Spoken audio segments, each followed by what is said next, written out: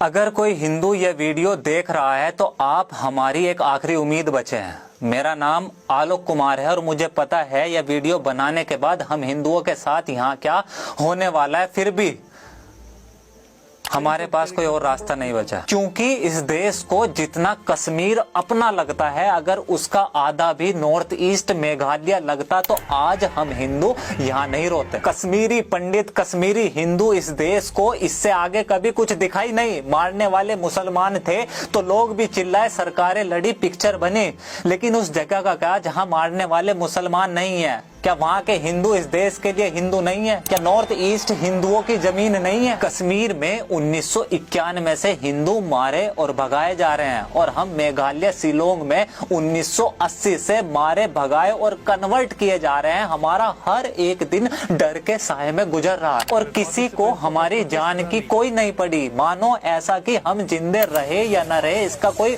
मतलब ही नहीं। आप हंसते हैं ना कि हम राइस बैग लेकर कन्वर्ट हो जाते हैं। कभी यह जानने की कोशिश करी कि हमारी जिंदगी कैसे गुजर रही है, पिछले 40 सालों से हमारे साथ क्या हो रहा है, यह जानने की कोशिश करी? तो आज सुनो।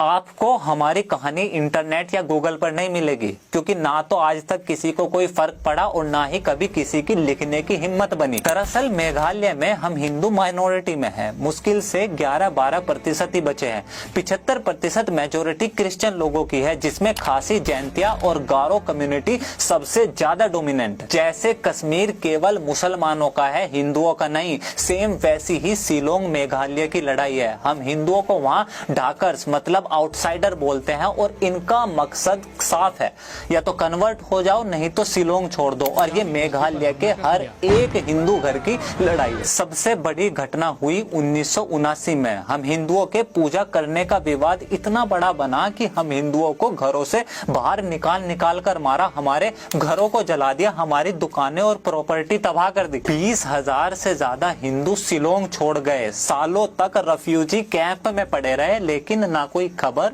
न टीवी और न सरकार। 1984 हिंदुओं के नरसंहार की दूसरी घटना निर्भया दिल्ली से थी, इसलिए पूरे भारत को उसकी चीखें सुनाई पड़ी। गौरी दे नाम था उस लड़की का, प्रेग्नेंट थी वो। उसके पति के सामने बांधकर रेप और फिर धारदार बांस को उसकी आंतों तक घुसा दिया। यहाँ लोगों के कानों में वो चीख आज भी गूंजती है, लेकिन गले से आवाज नहीं निकलती।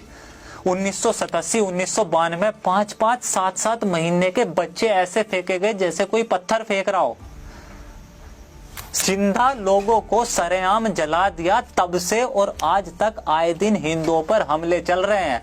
यहाँ पुलिस और या लोकतंत्र काम नहीं करता। इस देश में लोकतंत्र केवल वही काम करता है जहाँ हिंदू मेजोरिटी में हो, वरना पुलिस और प्रशासन सब चुपचाप हमें मरता हुआ देखते हैं। अगर हम हिंदू शिलोंग में जिंदा है या लड़ पा रहे हैं तो वो केवल हरिजन सिख बस्ती या वहाँ बने गुरुद्वारे की वजह से है। जब भी शिलोंग में कोई दंगा होता है तो सारे हिंदू हरिजन बस्ती या गुरुद्वारे में चले जाते हैं। शिलोंग में केवल एक वो ऐसी जगह है जहाँ किसी की हिम्मत नहीं कि हमला कर दे, और इसी वजह से यहाँ के क्रिश्चियन लोगों की दो मांगे चल रही है। एक कि हरिजन बस्ती को रिलोकेट कर कहीं और बसाया जाए, दूसरा इनर लैंड परमिट कि अगर किसी को मेघालय या शिलोंग में आना होगा तो वो केवल परमिट लेकर ही आ सकता है। अगर ये दो चीजें हुई, यकीन करें कि अगले कुछ सालों के अंदर मेघालय शिलोंग में ना के बराबर हिंदू होंगे। कभी सोचा है यहाँ मेघालय शिलोंग में कभी कोई रेलवे क्यों नहीं आने दी? ये लोग नहीं चाहते कि यहाँ देश भर से ज्यादा संख्या में हिंदू आए या यहाँ आके नौकरी या बिजनेस करे। आज आप कश्मीर में जमीन खरीद सकते हैं, लेकिन मेघालय में कोई हिंदू जमीन नहीं खरीद सकता।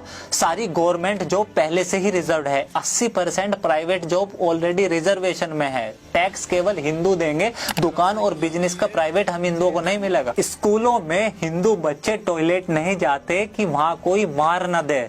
शाम को 5 बजे के बाद लोग घर से बाहर नहीं निकलते, पता नहीं वापस आए या ना आए। ये जो पूरा देश सीए चिल्ला रहा था ना, यहाँ ये मेघालय को सीए से बाहर रखा गया था। जब पूरा देश 15 अगस्त को आजादी का अमृत महोत्सव मना रहा था, यहाँ मेघालय में ब्लैक डे मनाया जा रहा था। कर्फ्यू लगा हुआ था 15 अगस्त के दिन। समय खत्म हो सकता है, लेकिन यहाँ हर घर वो अनकही अनसुनी कहानियां हैं जो कभी खत्म नहीं हो सकती। शिलोंग में माँ बाप अपने बच्चे को बोलते हैं कि अगर अकेले में कोई कुछ पूछे तो बोलना हम हिंदू नहीं खासी है। ये सब इस देश की मेजोरिटी हिंदुओं के साथ उनके ही देश में चल रहा है। ये सीएए के समय बोल रहे थे ना कि कश्मीर में उस समय हम होते तो कोई भी हिंदू पलायन नहीं करता। 30 साल बाद आज आप हैं और नॉर्थ ईस्ट मेघालय वही कश्मीर दोहरा रहा है। आपने कुछ करा या आप कुछ कर सकते हैं, और अगर जब कुछ बस की ना हो तो आपसे हाथ जोड़कर प्रार्थना है कि अगली बार किसी हिंदू को राइस बैग लेकर कन्वर्ट होता देखे तो उस पे हंसना मत, बल्कि सनातनी खून होने के बावजूद ऐसे मुर्दों की तरह जीने पर, अपने जीवन पर धिक्कार करना और हमारी चिंता मत करना। हमारी आखिरी सांस भी प्रभु श्री राम का नाम लेगी। बस एक आखिरी विनती है आपसे, मात्र खून से नहीं, कभी तो व्यवहार से सनातनी बनो। इस बार ज्यादा कुछ कहने का मन नहीं है। मेरा ये काम जरा भी पसंद आए तो प्लीज द टॉक शो को फाइनेंशियल सपोर्ट करें, और अगर आप चैनल को सब्सक्राइब करोगे तो मुझे और ज्यादा ताकत मिलेगी अपनों के लिए लड़ने में। This is Alok Kumar from talk. See you next video. जय